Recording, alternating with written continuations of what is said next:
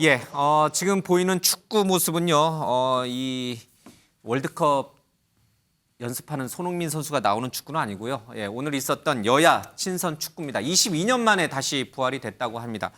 그런데 이 모습을 저희가 오늘 뉴스와이드 첫 뉴스로 다루는 것은 매우 화기애애한 모습이 나타났기 때문입니다. 직접 들어보겠습니다. 명 회장입니다. 이거 여야 축구대회 하기가 이렇게 힘드네요.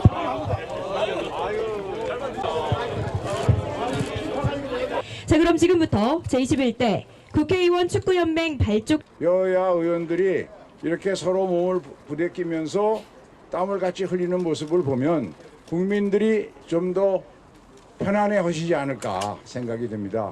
하나, 둘, 셋. 네, 함께 화이팅 외쳐보겠습니다. 하나, 둘, 셋.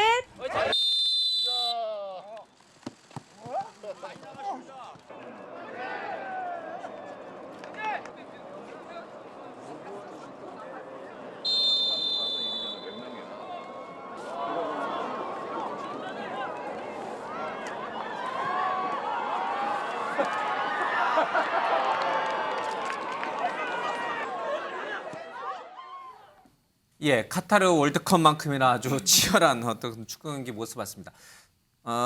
그런데 이제 좀 우리가 눈여겨봐야 될 것 같습니다. 매우 이제 화기애애한 모습에 그동안 여야가 치열하게 이 정쟁을 펼치던 모습과는 전혀 다른 모습을 보여줬는데 그래도 일부 이제 의원들은 정치적인 이 응원 도구 문구를 갖고 나왔습니다. 전용기 더불어민주당 의원은 응원 플래카드 중에 하나로 지금 나오죠. 눈썹 휘 바이든 이렇게 했습니다. 원래는 이제 눈썹 휘날리면이 돼야 되는데 눈썹 휘 바이든 이랬습니다. 바이든이냐 날리면이냐 이제 이런 거를 이제 빗대어서 한 거고요. 또 민주당 의원들은 사과라고 하는 지금 보시면 저 플래카드가 사과라고 좀 돼 있습니다. 지담 배프 김영동 이렇게 축구를 잘하나 보죠. 김영동 의원이 그리고 부산의 불꽃시원 미았다 이런 얘기도 좀 나왔고요. 그리고 여러 이제 그 보좌관들이 자기 의원님들 모시느라고 여러 가지 이제 좋은 모습을 갖고 나왔습니다. 바이든 휘 날리면 눈썹 휘 바이든 전용기 의원 전용기 배제됐다고 이제 본인이 국회에서 얘기하셨는데 어떻게 보셨어요? 원래 이제 국회의원에서 의원들이요 정당 간에는 뭐 정책을 놓고도 경쟁하고요 민심을 얻기 위한 뭐 갈등도 있고 싸우기도 하고 그럽니다. 그런데 항상 그 자리를 떠나서는 인간적으로는 교류를 해야 되는 것이고 인간적인 신뢰를 쌓아야지 사실은 이런 다양한 갈등 요인들을 해소할 수 있거든요. 그런 측면에서 국회의원들 사이에서는 뭐 여야 가리지 않고 남성 특히 국회의원들 같은 경우에는 뭐 사우나에서 만난다든지 이런 모임들이 많이 있습니다. 그래서 이번 축구 경기 같은 경우는 친선이기도 하지만 여야가 이제까지 정쟁이 너무 심각하지 않았냐.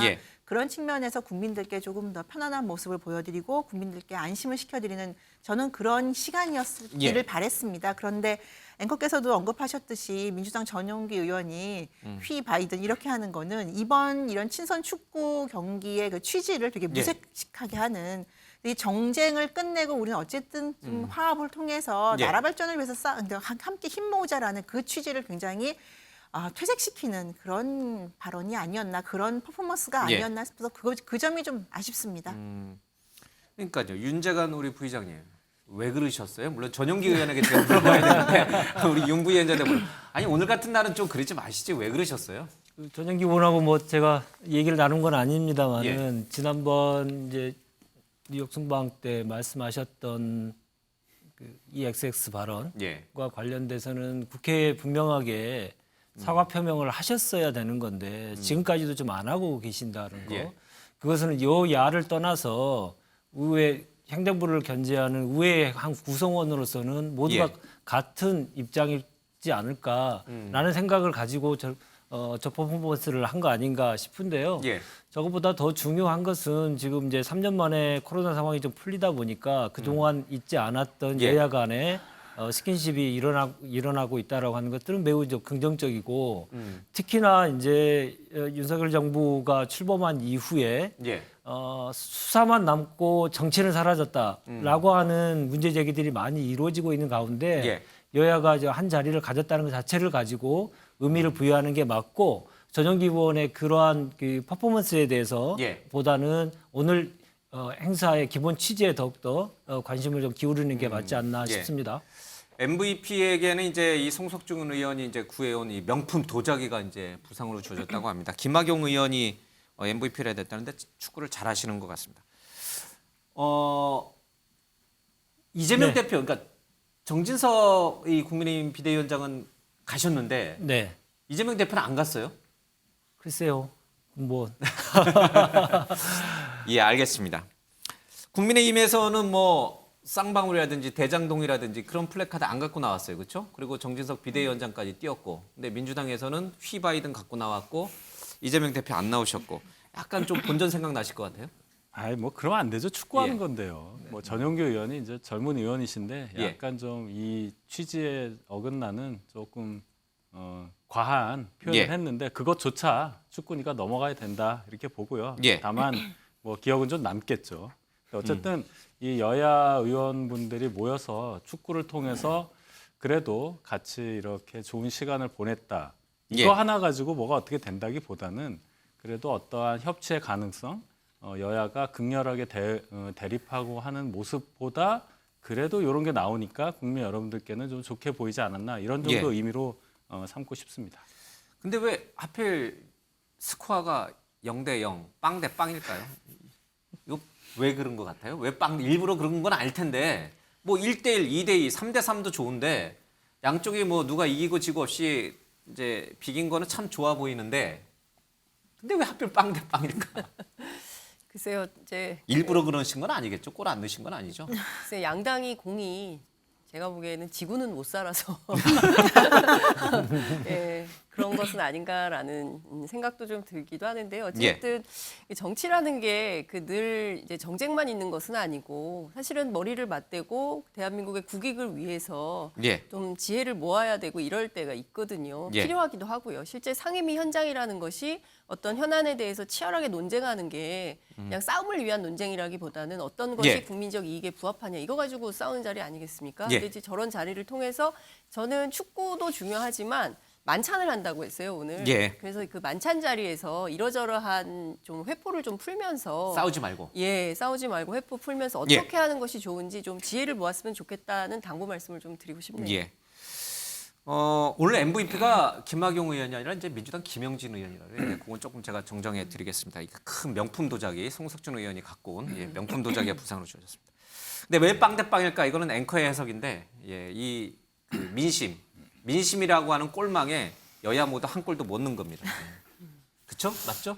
요즘 뭐 지지율이 그걸 잘 보여주고 있는 것 같습니다. 제발 좀 민심의 이 꼴망에 한 100대 100 이렇게 좀 골을 좀 많이 넣는 여야 정치권이 됐으면 좋겠습니다. 자, 다음 이슈로 가겠습니다.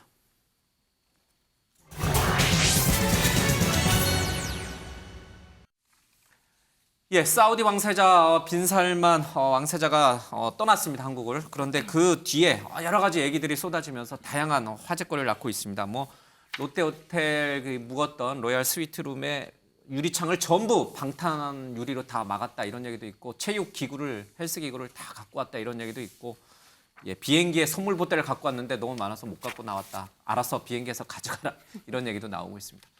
자, 직접 영상으로 보겠습니다. 핸드폰 내려주세요. 핸드폰.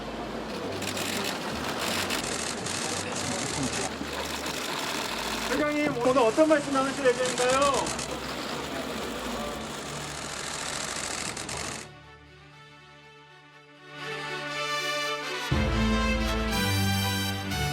저희가 오랫동안 같이 여러 사업을 같이 한 파트너입니다. 그 앞으로도 여러 가지 이제 미래 사업도 같이 하자고 논의가 있었습니다.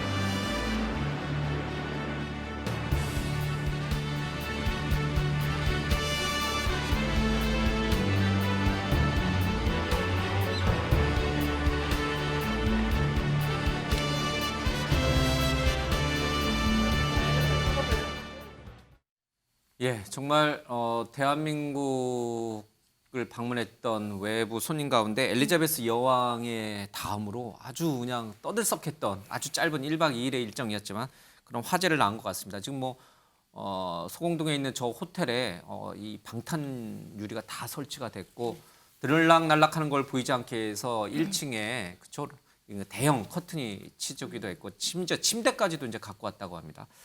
참 대단한 사람입니다. 2,800조 원의 이 자산을 갖고 있는 세계 최고의 갑부니까 그럴 만하다 이런 생각도 듭니다. 일부 성급한 언론은 마치 우리가 40조 원의 이 네옴시티 공사를 좀 수주한 것처럼 이렇게 일부 언론 보도되는데 이제 MOU 단계니까 그건 이제 우리가 그렇습니다. 앞으로 네. 우리 걸로 만드는 이제 작업을 좀 해야 될 것 같습니다. 제일 관심 있었던 건 어떤 거였어요, 우리 장 기자님 보시고?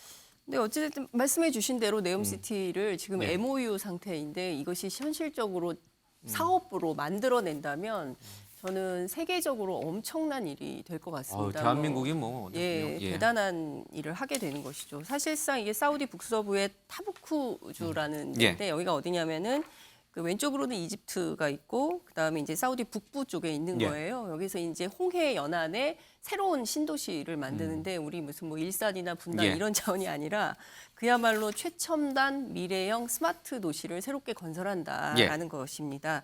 2045년까지 900만 명이 살게 되는 신도시인데 여기에 대체로 보면 뭐 이런 상상이 이게 과연 현실이 될 수 있을까라는 생각이 좀 들기도 하는 정도인데요.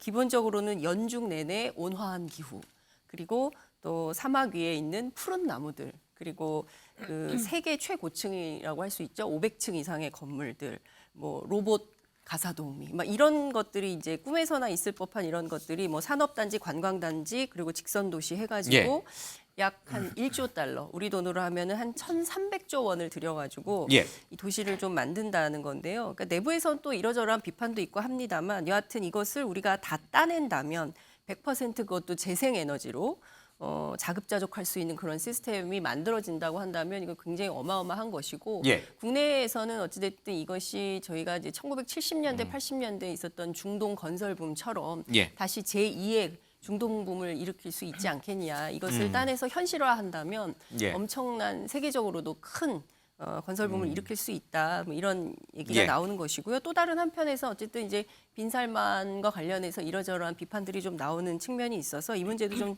잘 봐야 된다는 생각이 좀 듭니다. 이제 현재는 이게 황야의 사막이고 아무것도 없어요. 근데 여기에 가서 새로운 그런 도시를 만든다고 한다면 우리에게는 굉장한 경제적 이익이 될 수 있다. 이런 전망이 가능합니다. 이건 이제 국익과 관련된 거니까 여야가 뭐 정쟁을 삼을 만한 소재는 절대 아닙니다. 그렇죠? 뭐 여야가 모두 팔을 다 걷어붙이고 빨리 이 계약을 우리 기업들이 많이 따낼 수 있도록 좀 도와줘야 됩니다.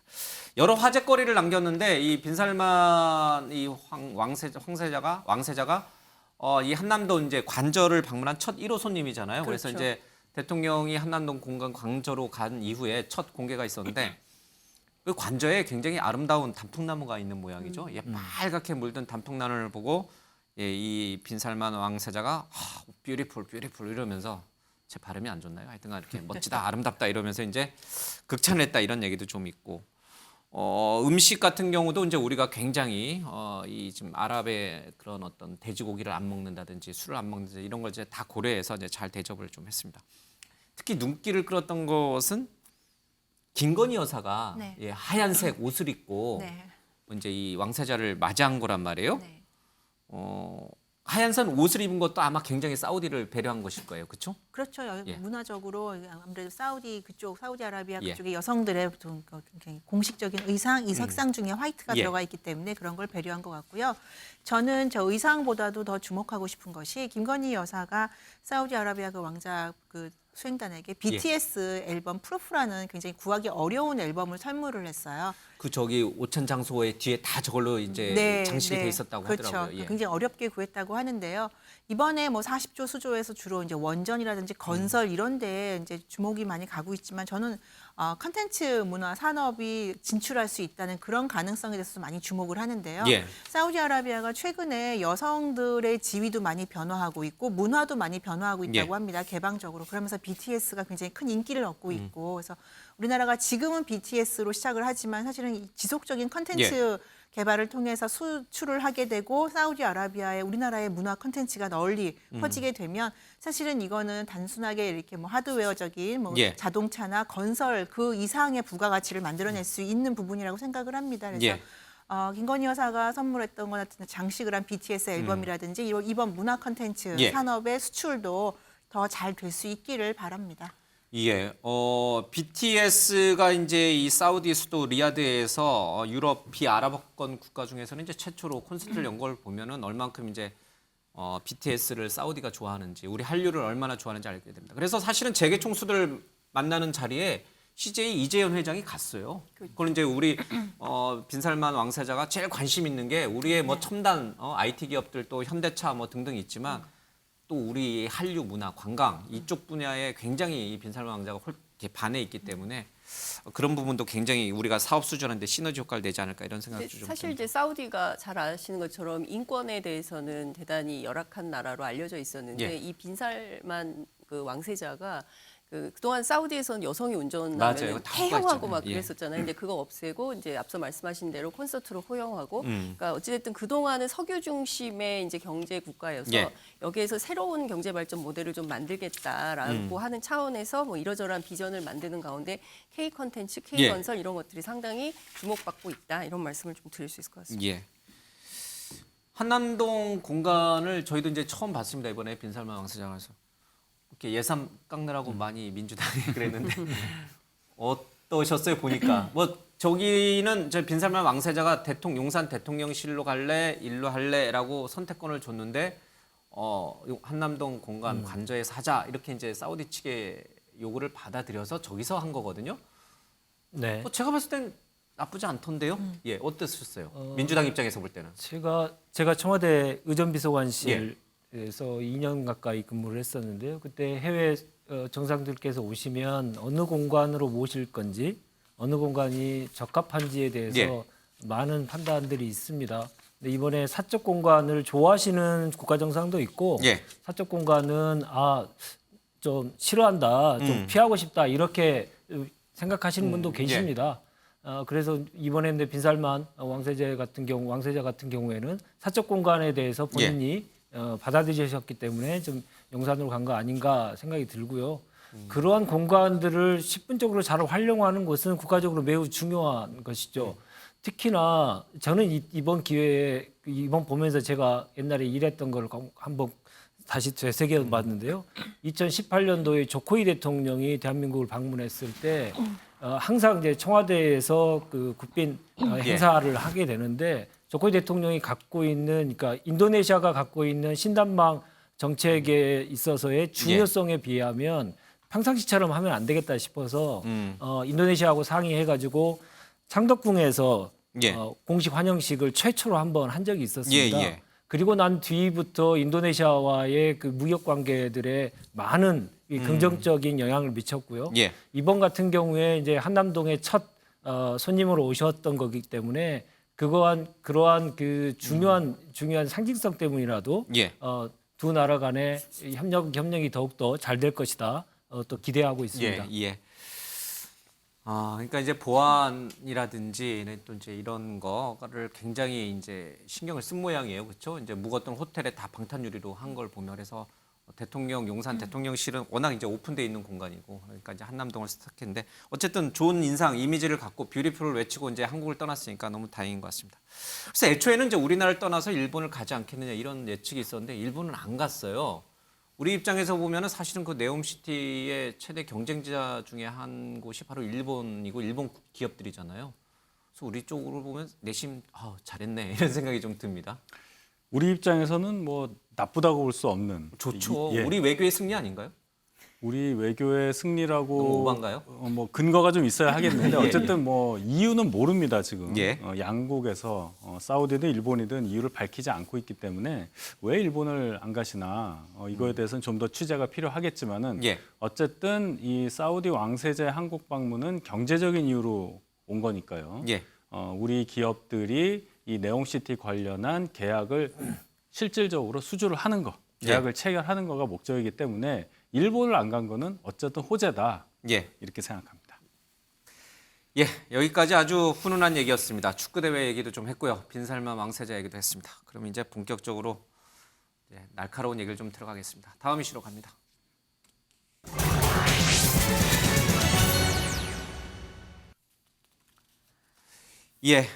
정진상 이 당 정무실장이 구속 여부가 오늘 이제 밤이나 아니면 내일 새벽쯤 결정이 될 것 같습니다.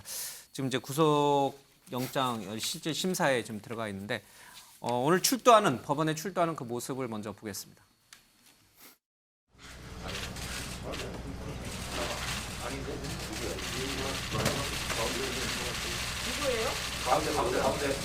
정 실장님 힘내세요. 오늘 영장 심사에서 혐의 어떻게 소명하실지 한 말씀 실장님 해주세요. 힘내세요.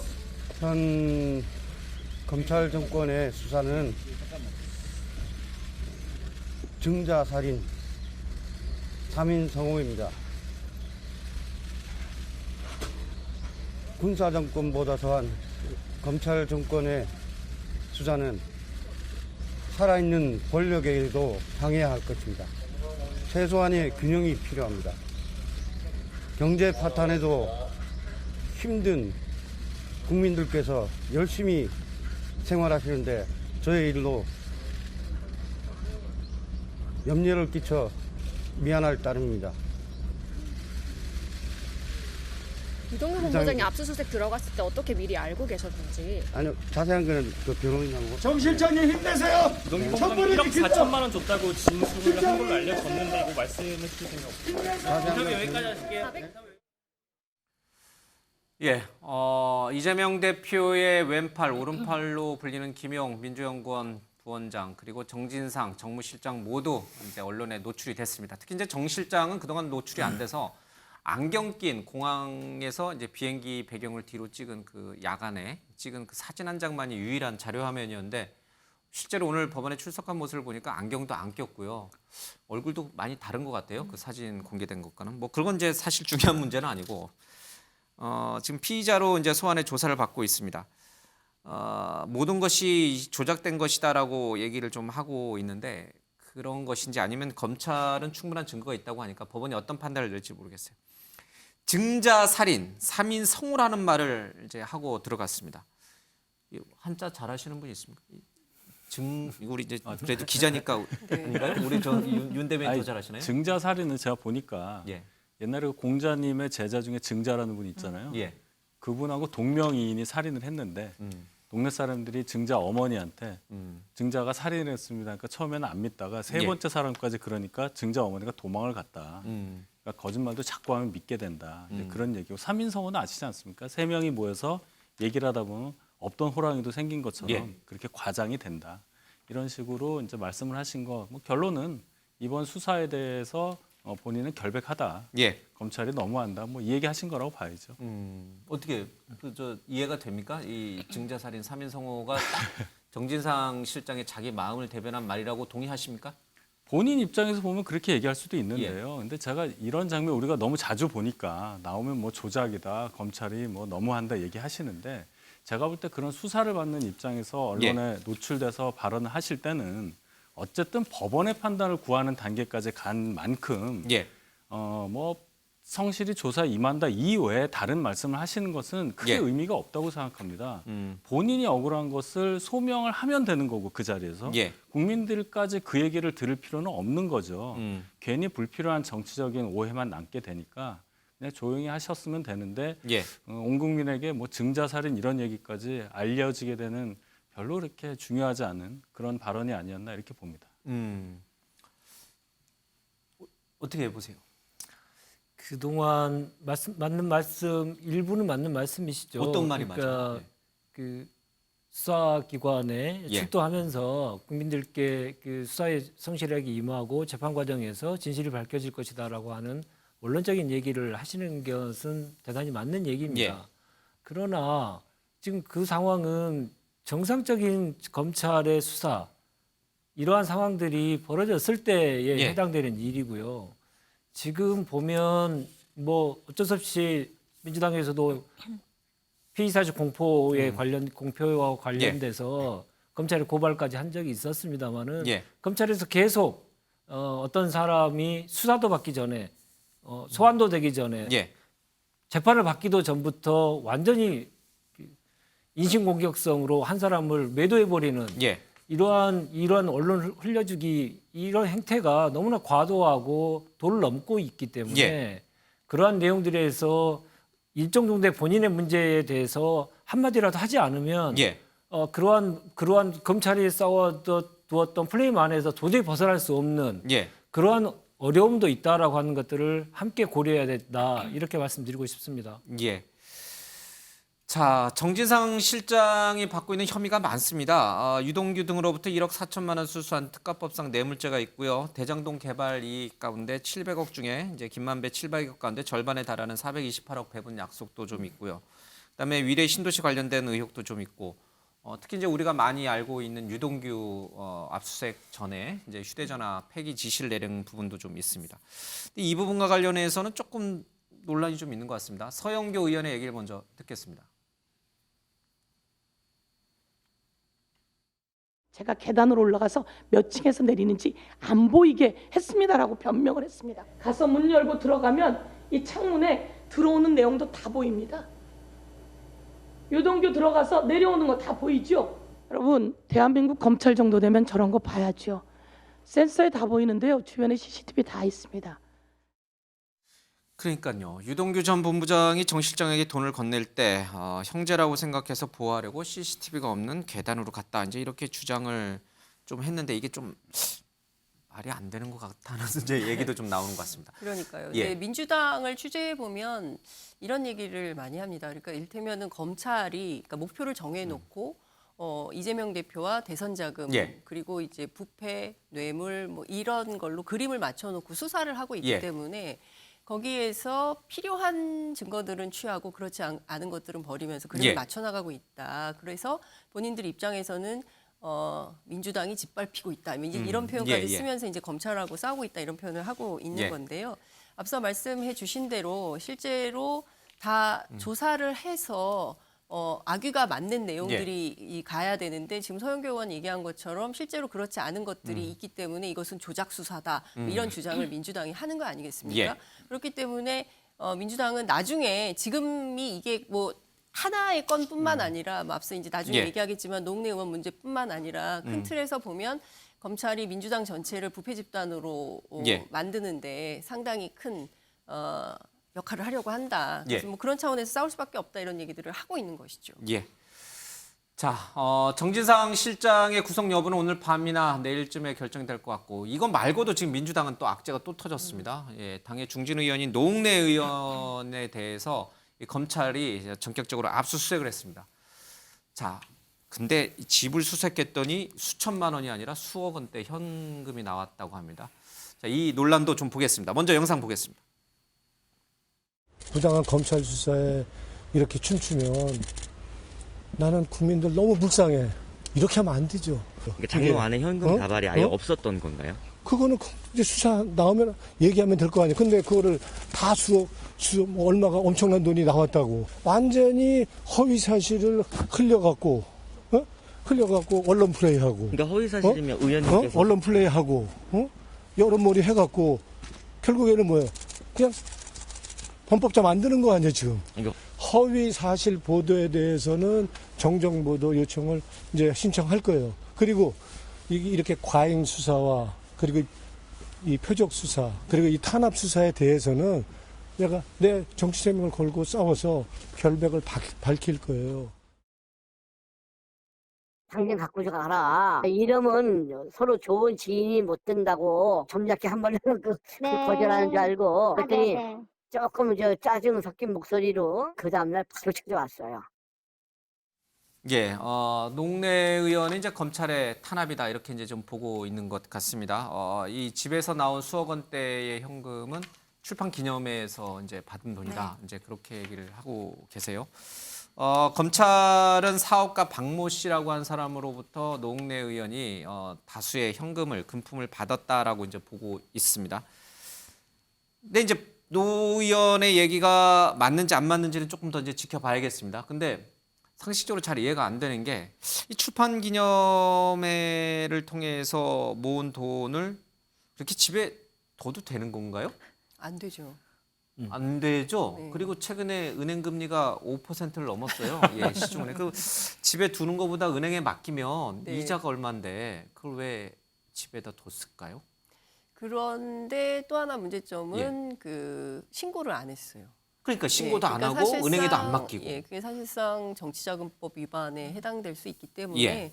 기소는 불가피한 거 아닌가라는 얘기들이 이제 나오고 있는 것이고요. 예. 그리고 금액에 대해서는 노웅래 의원 스스로는 뭐 수억대라고 하는데 아니다라고 주장을 합니다. 예. 그런데 그리고 또 하나는 이제 원래 현금은 압수수색 품목에 없었는데 예. 문제를 삼았다 이런 얘기를 했어.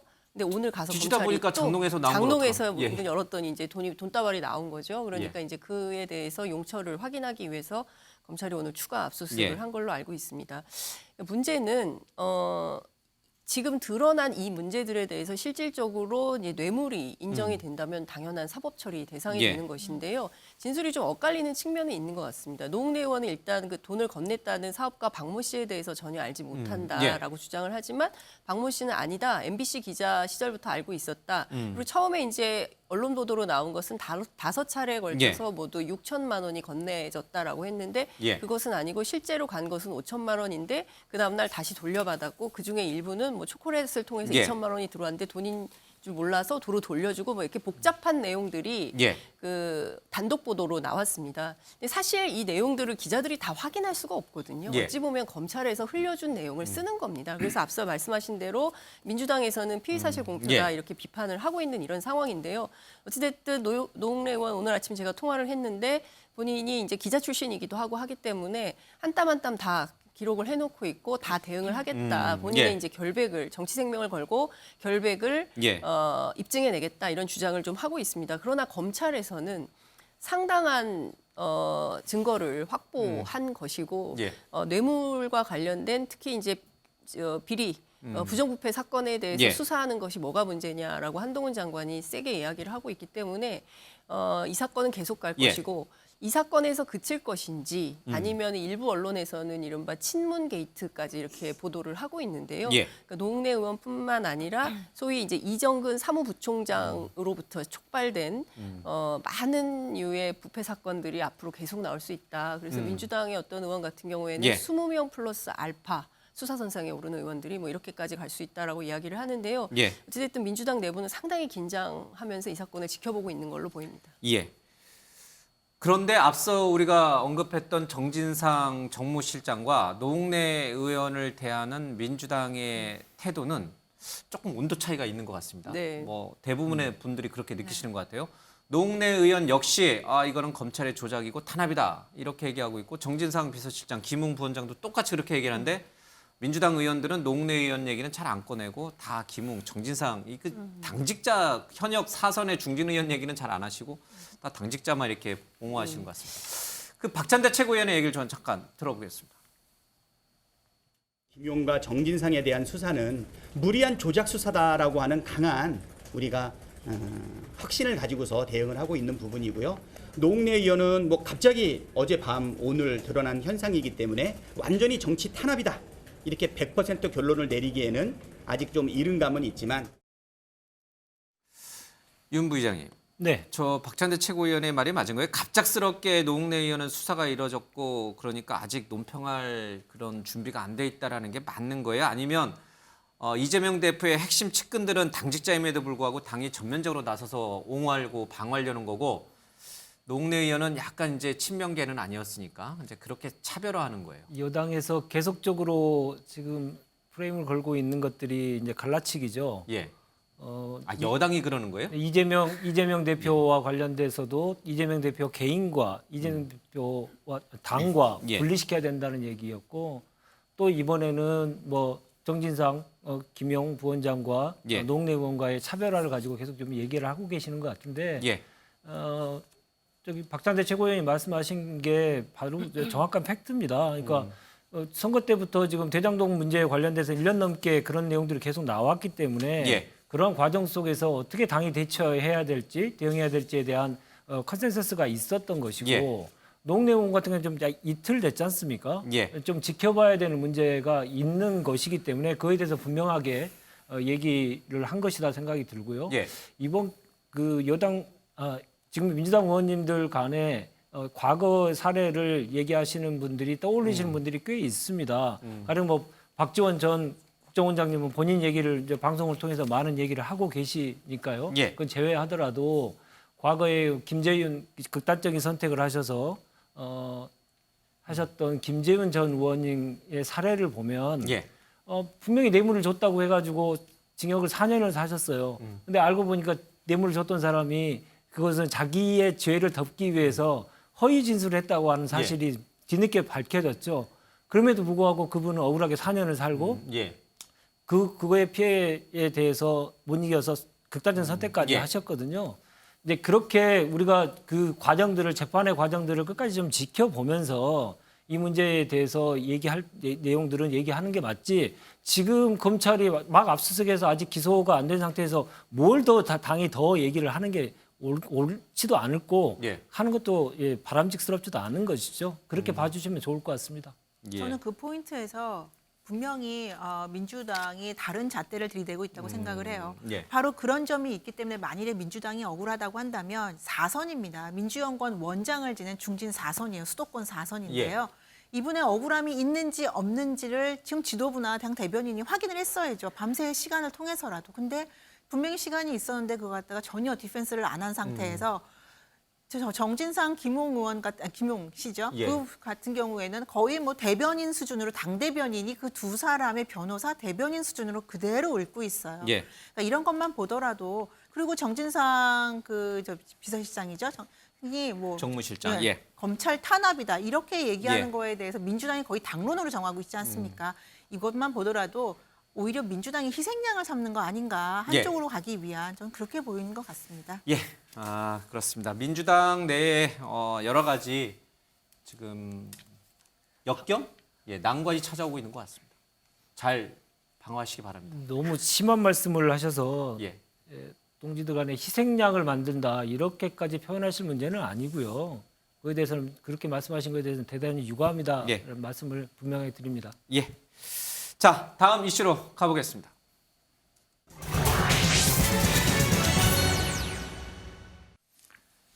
윤석열 대통령의 해외 순방 그리고 이 빈살만 사우디 왕세자와의 회담 여러 가지 이제 좋은 성과가 좀 있었습니다. 공교롭게도 오늘 또 한국갤럽 여론조사가 나왔는데 1%포인트 정도 떨어졌어요. 이래서 일부에서는 순방 효과가 없었던 거 아니냐 또 이제 이렇게 해석하는 분도 있고 또 다른 한쪽에서는 뭐 그걸 가지고 1% 떨어진 걸 갖고 순방 효과가 없다고 또 이렇게 평가절하하냐 또 이렇게 이제 반론도 만만치가 않습니다. 오늘 아침에 대통령이 오랜만에 출근길 문답을 했는데 여기선 또 다른 또 논란도 좀 있었습니다. MBC 전용기 배제 문제인데 오늘 전용기 의원 이름이 많이 나오네요. 그 영상 먼저 보겠습니다. MBC에 대한 그 전용기 탑승 배제는 우리 국가 안보의 핵심 축인 이 동맹 관계를 사실과 다른 그런 가짜 뉴스로 이간질하려고 아주 악의적인 그런 행태를 보였기 때문에 대통령의 그 헌법 수호 그 책임의 일환으로서 그런 부득이한 조치였다고 저는.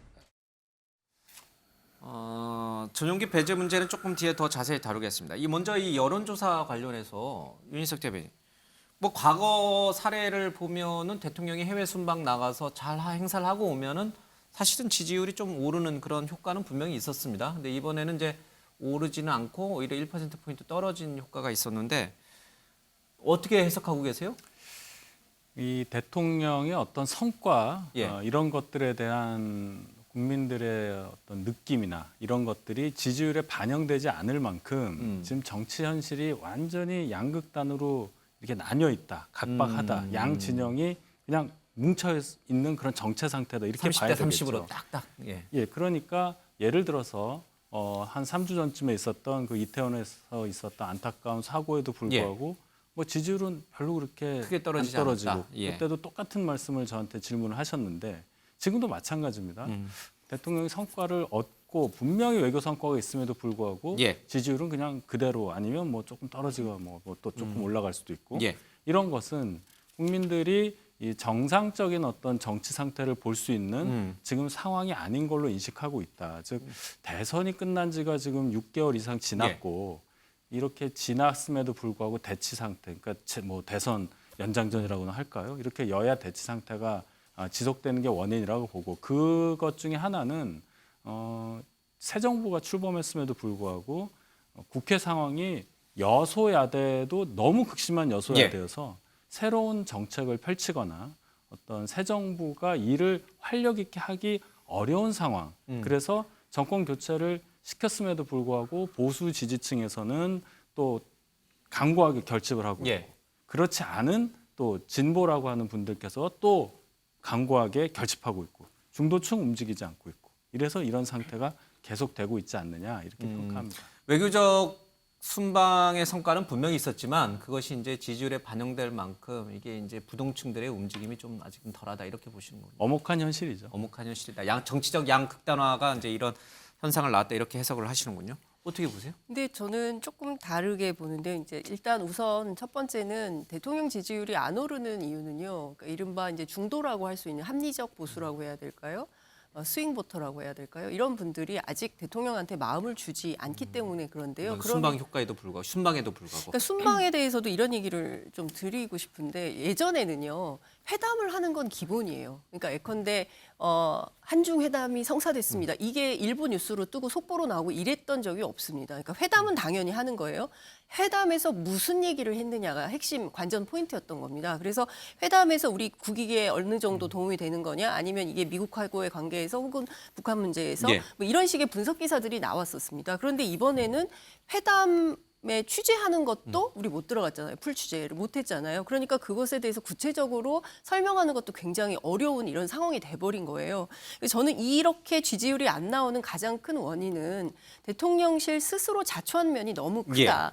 기자들한테 적극적으로 공개하고 설명하고 이번 순방의 효과가 뭔지 외교적 성과가 뭔지 그냥 단순하게 보도자료만 던져주고 이거 가지고 알아서 쓰세요. 이게 아니라 백브리핑도 하고 뒷백도 하면서 구체적으로 이 관계 속에서 어떤 게 있는지 질의응답을 많이 해야 됩니다. 그런데 그런 게 전혀 없었던 거예요. 근데 저도 예전에 이제 회담 취재를 가보면 문 닫고 그런 설명을 몇 시간씩 하거든요. 근데 이번에 그런 게 전혀 없었잖아요. 그렇기 때문에 제가 보기에는 대통령실이 좀 더 개방적으로 그리고 적극적으로 언론 정책을 써야 되는데 뭐 전용기 타지 마, 회담 뭐 공개 안 해, 그리고 돌아오는 길에 뭐 사적으로 둘 만나서 따로 얘기를 해. 이러니까 그 변방에 나오지 않아도 되는 이슈가 오히려 더 커지는 이런 어처구니 없는 상황이 되는 겁니다. 이렇게 지지율이 안 오르는 이유, 안 떨어지는 이유를 이제 서로 이제 상대 진영 쪽에서 좀 보고 있는 것 같습니다.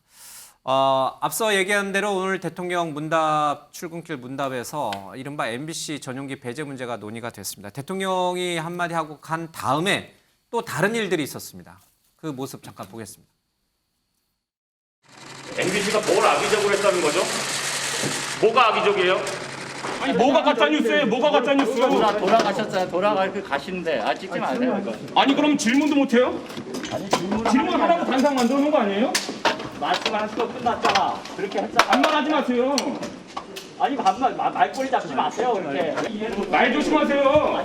말 조심하시오가 아니라 보도를 잘하세요, 정말. 그럼 대통령님이 말씀하신 거잖아요. 그게 저희가 지어낸 거예요. 끝나시. 영상이 있는데 왜 그걸 부정해요? 뭐가 악의적이에요? 이 공개석상에서 뭐가 악의적이라고 하는 거냐고요. 야, 아직도 이렇게 했는데. 아직도? 아직도. 그럼 뭐 지금 무슨 군사정권이에요? 이거 아직도라네요. 아니, 군사정권 왜 군사정권이라는 말이 나와요? 이렇게 독재적으로 하는 거 어딨어요? 독재적인 게 아니라. 아니 다 보도해 주세요. 다 보도해 주세요. 이런 편협한 언론관이 문제인 거예요. 대통령실에. 이런 공개적인 석상에서 대통령이랑 기자들 질답하는데 부정관님이 끼어들어가지고. 아니 끝났잖아요. 왜? 끝난 상태. 끝났는데 왜 부정관님 끼어드냐고요. 대통령이세요? 대통령이 이번에 전용기에서 MBC 기자를 배제한 것은 가짜 뉴스로 이 동맹 관계를 이간질했기 때문에 헌법을 수호해야 될 책무가 있는 대통령으로서 불가피한 조치였다. 이제 이런 말씀을 하고 가신자 그 뒤에 이제 MBC 대통령실 출입 기자가 도대체 MBC가 무슨 가짜 뉴스를 만들어냈냐? 있는 영상 그대로 보도한 것밖에 없는데 이러면서 이제 이기정 홍보기획 비서관과 상당히 긴 시간 동안 이게 설전이 오갔습니다. 이후에 대통령실에서 이 MBC에 대한 10가지 자료를 내놨습니다. MBC가 왜 가짜 뉴스를 양산했는지. 첫 번째는 이제 전문가도 확인이 힘든 말을 자막으로 무한 반복했다. 또 하지도 않은 말로 거짓 방송했다. 한미동맹 노골적으로 이간질했다. 미 국무부 입장 보도 없음. 발언 그대로 전달 거짓말. 뭐 이렇게 해서 10가지 정도의 이유를 좀 댔습니다. 자, 이 부분을 어떻게 보실지 좀 차례차례 좀 얘기를 좀 듣겠습니다. 누가 먼저 하시겠습니까? 윤희석 대변인. 예. 대통령 출근길 문 다 끝나고 들어가는데 대통령실 출입 기자가 뒤에서 대통령 말에 대해서 질문을 할 수 있습니까? 없습니까? 큰 소리로. 저거는 질문이 아니죠. 합니다. 아니 일단 대통령이 등을 돌려서 이제 마치고 들어가는 의사표시를 하면서 들어가셨잖아요. 네, 문답은 그만하겠다고 들어가시는 거죠. 이제 거기서부터는 문답은 끝났다고 종료됐다고 봐야 하는데 그 과정에서 뭔가 의사표시를 할 수는 있겠죠. 기자가 어떤 그게 왜 악의적이냐 이런 얘기를 오늘 한 건데 아마 거기에 대해서 답을 얻고자 얘기한 건 아닐 거예요. MBC 기자의 질문은? 그렇죠. 그건 질문이 아니라 본인이 갖고 있는 생각을 말한 거지 답을 듣고자 하는 행동은 아니었단 말이죠. 그 다음부터 일어나는 상황은 도어 스태핑과는 관련이 없다. 그런 상황에서 본다면은 이것은 서로 간의 감정을 나타내는 과정에서 소란이 일어난 거 외에는 더 이상 평가할 수가 없는 거죠. 물론 대통령실의 비서관이 그 취재 기자와 대통령실에 상주하는 기자와 저런 소동이 일어나는 데에 관계됐다는 점은 상당히 유감스러운데 MBC 기자가 당사자지 않습니까? 그 해당 방송사의 기자가 저렇게까지 직접적인 언사, 직접적인 감정 표현을 하면서 이 영상에도 나오고 비서관과 저렇게 언쟁을 하는 모습이 과연 국민들께서는 MBC라는 특정 방송사가 어떤 지금 마음으로 대통령실에 대한 시각을 갖고 있느냐에 대한 평가를 다시 할 수도 있는 계기가 된다고 봅니다. 예. 자, 우리 윤 부의장님. 너무 안타까운 장면이 아닌가 싶은데요. 현재 그 MBC 기자와 얘기 나눈 비서관도 역시 바로 직전까지 언론계에 오랫동안 종사했던 비서관으로 알고 있는데요. 전현직 그 언론 출신들이 저렇게 고성을 오랜 시간 동안 주고받는 현실 자체가 지금의 대한민국의 현실을 명확하게 보여주고 있다. 윤석열 정부의 언론관이 얼마나 문제가 있는지가 저 장면에서 나온다 이렇게 생각합니다. 어제 있었던 국민의힘의 김상훈 비대위원의 그 광고 중단 요구까지 겹쳐지면서 MBC 입장에서는 오히려 사실 보도를 한 상태에서 오히려 지금 계속 역공을 당하고 있고 세무조사를 당하고 있고 그다음에 광고도 끊으라는 압박을 공개적인 압박을 받고 있는 상태에서 계속적으로 가짜뉴스라는 공격을 받으니 저런 반응을 좀 보인 게 아닌가라는 생각이 듭니다만은 아무튼 좀 바람직스럽지 않은 모습이 보여서 너무 안타깝습니다. 지금 MBC와 관련돼서 한 가지만 더 꼭 좀 말씀드리고 싶은 것은 아까 여론조사를 얘기했습니다만은 양극단의 여론조사가 현상이 벌어지고 있다 이렇게 말씀하십니다만은 중도는 다릅니다. 지난주에 중도의 그 윤석열 대통령에 대한 지지율은 29%에서 이번 주는 20%로 폭락을 했습니다. 그러니까 중도의 변화는 상당히 좀 있다. 여론조사마다 좀 차이가 있으니까. 갤럽 기준으로 말씀드리는 겁니다. 우리 장 기자님. 네. 그 언론 입장에서 사실 MBC는 굉장히 억울할 거라고 생각합니다. 이유가 있습니다. 그러니까 MBC가 제일 먼저 썼어요. 이거를 이제 저희들은 업계에서 시간차 단독이라고 하는데요. 다 따라 썼거든요. 그러니까 MBC만 이렇게 보도한 것이 아니라 전국의 모든 언론 160개가 넘는 그리고 우리나라만 그렇게 썼냐? 아닙니다. 그러니까 유수의 세 개의 언론들이 다 똑같이 썼습니다. 그렇기 때문에 MBC는 아니 다 똑같이 썼는데 왜 우리만 문제라는 거냐. 우리 대통령께서 이제 오늘 가짜 뉴스로 이간질을 하려는 악의적인 행태라고 했는데요. 그러면 가짜 뉴스를 전 세계가 다 똑같이 보도했다는 건가? 이런 합리적 의심이 가능한 거잖아요. 그러면 그게 아니라는 것을 설명을 해야 되는데 앞서 말씀 주신 대로 이제 쭉 얘기를 했습니다. 대통령실도 대단히 감정적이라고 생각하고요. 오늘 저는 이 그 문화방송 출입 기자도 격앙된 상태에서 사실은 그 이기정 홍보기획 비서관하고 사이가 나쁜 것 같지는 않아요. 그러니까 뭐 서로 이렇게 반말하지 마세요 뭐 이렇지만 평소에는 반말을 주고받는 사이인 것 같습니다. 직전에 그 YTN 선배였기 때문에 뭐 그럴 수도 있긴 한데요. 저는 왜 이렇게 우리가 격앙된 상태에서 서로 일을 해야 되는가? 저는 그 질문을 좀 드리고 싶고요. 문화방송 입장에서는 520억이나 되는 세무조사 받았죠. 그리고 MBC를 찍어가지고 예. 삼성 등 광고 중단하라 그랬죠. 예. 그리고 불매운동을 사실상 이제 요구한 것이나 다름없습니다. 그런데 국민의힘 비대위에서 그런 얘기가 나온 거예요. 여당에서. 그러면 이게 대통령과 대통령실과 그리고 여당, 소위 얘기하는 정부 여당이 문화방송이라는 한 회사를 상대로 이른바 고사작전 비슷한 걸 하고 있는 것이 아닌가라는 의심을 기자들 입장에서는 가질 수 있죠. 저는 그래서 문화방송 입장에서도 좀 억울함을 호소할 필요는 있고 그 억울함에 대해서 풀어줄 필요도 있다, 대통령실이. 그렇지 않고 계속 이렇게 극한대치 상태로 가면 이 상황은 더 극악해지겠죠. 또 하나 말씀이 좀 길어지긴 했는데 하나만 더 말씀드리면 이것의 후과입니다. 언론의 재갈 물리기가 좀 심화될 수 있죠. 문화방송뿐만 아니라 다음은 우리 회사 되는 거 아니야? 이런 고민할 수 있고요. 알겠습니다. 모든 회사들이 긴장할 수밖에 없습니다. 예. 형평성 차원에서 우리 이제 민현주 의원께도 좀 발언을 좀 짧게 드려야 될 것 같습니다. 예. MBC 보도 행태에 대해서 뭐 그것이 어떤 의도를 가지고 있었느냐 없냐를 떠나서 사실은 그 보도 자체가 문제 제기를 할 수 있는 부분들은 분명히 있다고 생각을 합니다. 뭐 당연 오늘 대통령실에서 나온 그런 자료를 그대로 인용하지 않더라도 사실 그때는 들을 분들마다 좀 다른 해석들도 있었고요. 그리고 가로넣기 하는 그 문제도 있지 않습니까? 미국이라는 굳이 그 단어를 가로놓기까지 해서 독자들에게 시청자들에게 인지를 굉장히 강화시키기 위한 그런 부분들에 대해서는 사실은 중도나 무당층인 분들도 왜 굳이 저렇게까지 하지라는 여론들이 분명히 있습니다. 이 부분에 대해서 공식적인 문제 제기를 하고 그럼 MBC나 다른 방송도 마찬가지 비슷한 상황이라면 그거에 대해서 좀 무리한 부분이 있다라고 하면 전 솔직하게 그 부분에서 인정하고 나아갔으면 괜찮은데 그렇지를 않았거든요.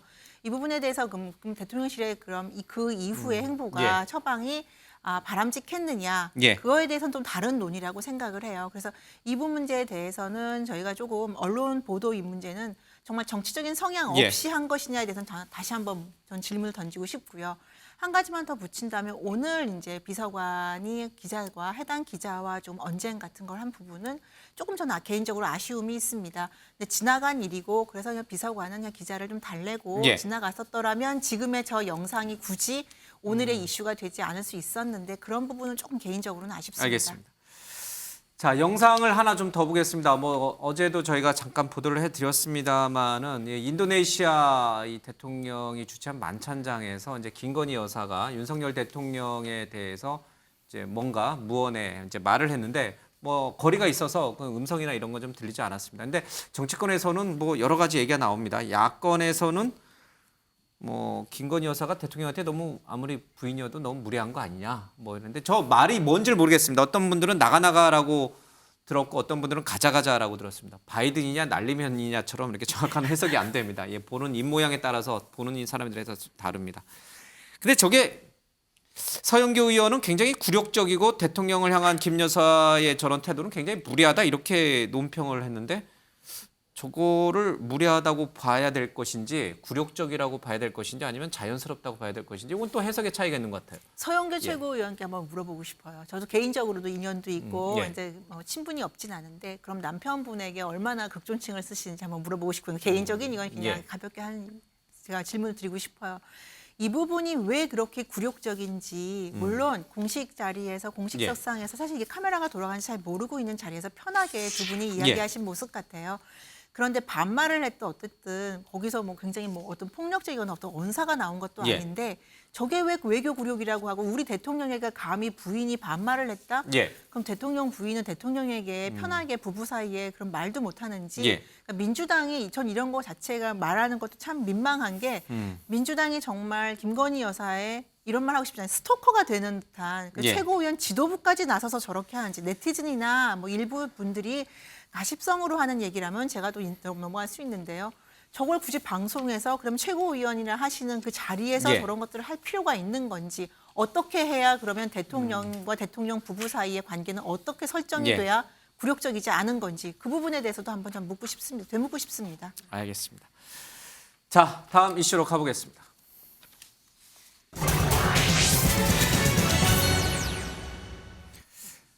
한동훈 법무장관과 야당 간의 설전이 계속 이어지고 있습니다.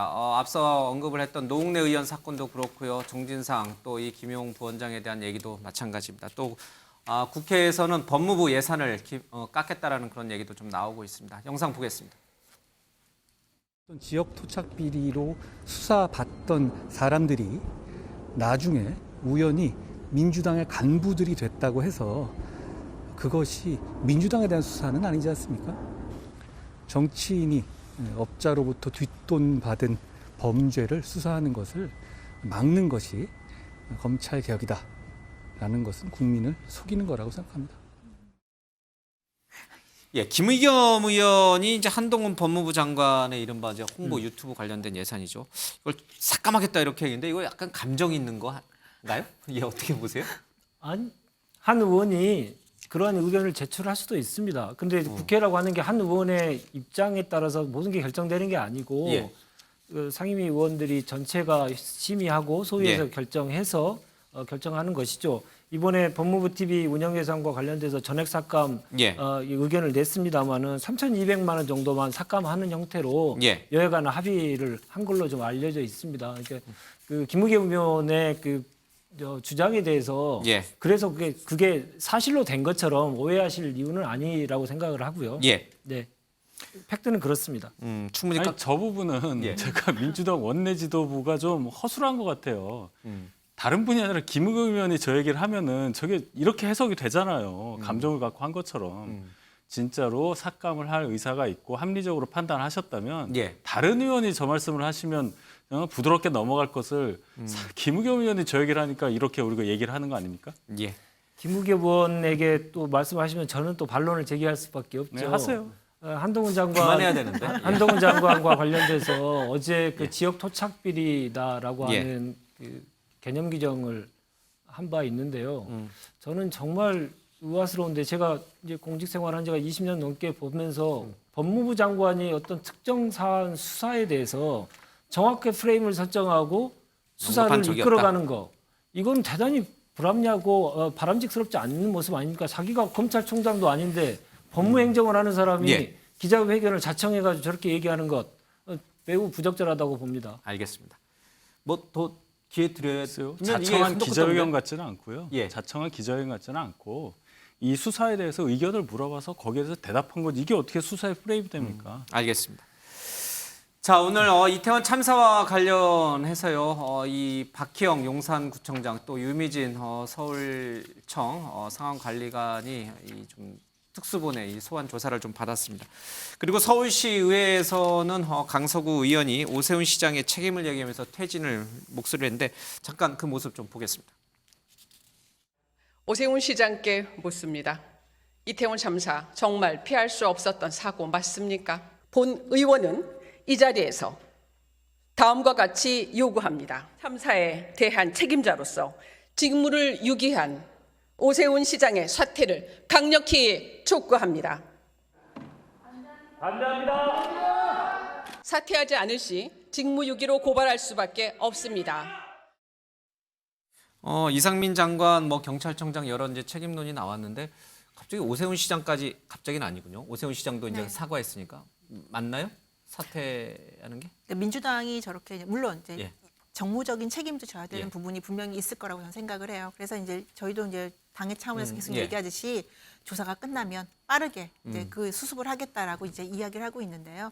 저렇게 민주당이 맥락에 안 맞게 지나치게 너무 많은 사퇴 요구를 하면서 저희 예. 민심과 다른 행동을 보이면 그렇게 되면 결국엔 이 역풍도 민주당에게도 또 갈 거라고 저는 생각을 해요. 예. 저런 식으로 하면은 그럼 용산구 구의원, 민주당 구의원들, 민주당 시의원들 뭐 하셨나요? 그래서 그 시간 동안에 예. 이런 문제까지 나올 수가 있거든요. 이게 맞다는 것이 아니라 그렇기 때문에 합리적인 선에서 이 문제를 잘 정리하고 책임질 분들은 책임을 지는 방향으로 가야 된다라고 봅니다. 우리 장 기자님도 짧게 이동평 부탁드릴게요. 참사가 빚어진 지 예. 20일이 지났습니다. 근데 누구 하나 지금 책임지겠다고 나서는 분들이 없죠. 예. 국민들께서는 거기에 분개를 하고 계시는 거거든요. 그 이태원 참사에 대해서 책임을 지라고 요구하는 여론이 70%입니다. 예. 그러니까 이상민 장관의 책임을 묻고 있는 것인데요. 오세훈 시장은 그러면 거기서 자유로운가? 그렇지 않다는 거죠. 왜냐하면요. 2020년부터 끊임없이 서울시 안전대책, 안전점검회의를 하도록 되어 있었는데 그게 잘 안 되고 있었던 점이 끊임없이 문건으로 확인이 좀 되고 있습니다. 소방도로, 생활도로, 특히 골목 안전 몇 군데가 포인트가 있었어요. 그중에 하나가 이번에 참사가 났던 바로 그 지역입니다. 그 지역과 관련해서 어떤 예방 대책을 세웠냐 전혀 없었지 않습니까? 저는 그 서울시의회 차원에서 문제제기 충분히 할 수 있다고 생각하고요. 뭐 이분의 이제 오세훈 시장이 사퇴냐 아니야 이게 아니라 도덕적이고 그리고 정무적이고 뭐 이런 책임들은 제가 보기에는 이제 24일 날 이제 국정조사 계획서가 통과가 되면 그 문제에 대해서는 명명백백하게 밝혀지지 않을까 싶고요. 그에 따라서 법률적 책임, 사법적 책임 그리고 정치적 책임 당연히 져야 될 걸로 보입니다. 자, 마지막으로 뉴스 하나만 좀 다뤄보겠습니다. 북한이 오늘 대륙간 탄도미사일 ICBM을 발사했습니다. 지난 보름 전에 쐈는데 그건 이제 실패했다는 얘기가 좀 나오고 있습니다. 이틀 연속 미사일을 도발한 것이 무슨 의미가 있을까? 어떻게 해석을 해야 됩니까? 지난번 발사가 좀 실패했기 때문에 미국에 대해서 다시 한번 좀 뭔가를 보여주려는 그런 의도인가요? 그렇죠. 지금까지 발사한 미사일 중에 두 번째로 장거리로 이제 판단이 되고 이거 이제 고도가 6,000km 넘게 쐈으니까 제대로 고도를 맞췄다면은 미국 본토까지 갈 수 있는 15,000km 정도 그런 추력을 갖고 있는 미사일이다. 결국 북한은 이제 본인들의 능력을 계속 근육 자랑을 하는 거죠. 그런 차원에서 지난번 발사했던 게 실패로 돌아갔으니까 이번에 뭐 한번 보여줘야 회복을 할 거 아니겠습니까? 그런 차원의 도발로 보이고 그 ICBM, IRBM 계속 쏘고 있는데 어쨌든 한미일 삼각 동맹, 삼국 협력이 가시화된 이 측면에서 이 상황에서 이런 정도 도발 안 하면 밀리는 상황이 되기 때문에 북한은 또 긴장을 하고 있다. 이렇게 이제 상황을 봐야 되겠죠. 미국을 향해서 미국을 겁박하기 위해서 쐈다는 게 지배적 해석이긴 한데 대통령이 이제 G20 정상회담 가서 시진핑 주석을 만날 때는 안 썼단 말이에요. 그렇죠? 한국에 돌아오고 나서 또 사우디 왕사자가 방문하고 떠난 이후에 쐈다는 것도 사실은 여러 요인 분석을 좀 해봐야 될 대목이 있는 것 같습니다. 알겠습니다. 오늘 금요일 뉴스와이드는 여기서 마치겠습니다. 잠시 뒤에 온마이크 시청하시고요. 그리고 뉴스7에서 북한의 ICBM 발사 배경과 또 파장까지 조금 더 살펴보도록 하겠습니다. 즐거운 주말 보내시기 바랍니다. 고맙습니다.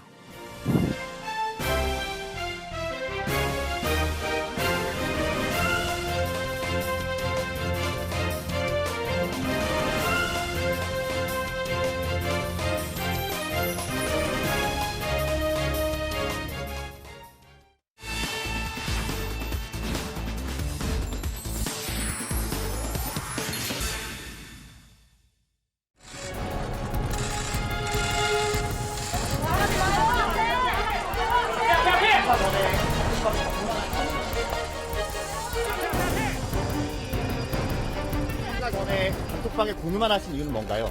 휴넘기 점검했다고 거짓 해명하신 이유 뭔가요? 책임을 회피하지 않겠다 이 말씀을.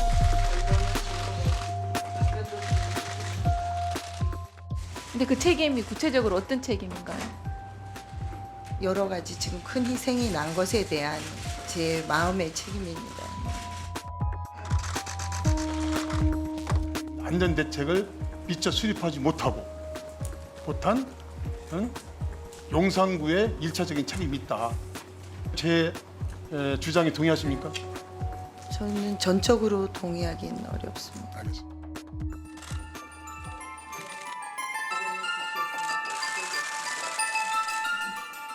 의령에 왜 가셨습니까? 자매도시 초청 방문으로 갔습니다. 그래서 용산구청에서는 구청장님 못 가신다고 답변하고 영상 축사를 보냈다고 하던데 사실입니까? 행사에 했다고라고 한 적 없습니다. 면담을 하고 왔다라고 말씀드렸습니다. 지역 축제에는 참석하지 않았습니다.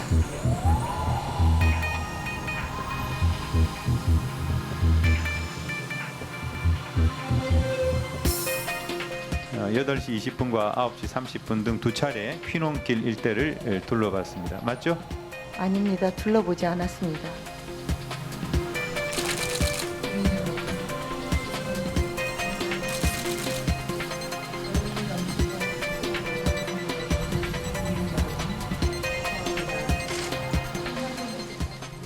할 수만 있다면 시간을 되돌리고 싶은 마음이 간절합니다. 사퇴 수습에 경황이 없었습니다. 섣부른 해명으로 큰 혼란을 드렸습니다. 국민 여러분, 죄송합니다. 정말 죄송합니다.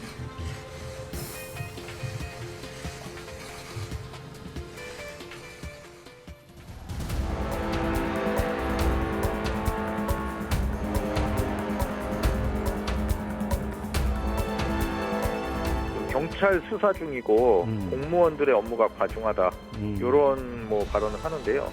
부결을 시킨다는 게 사실 납득하기 어렵고요.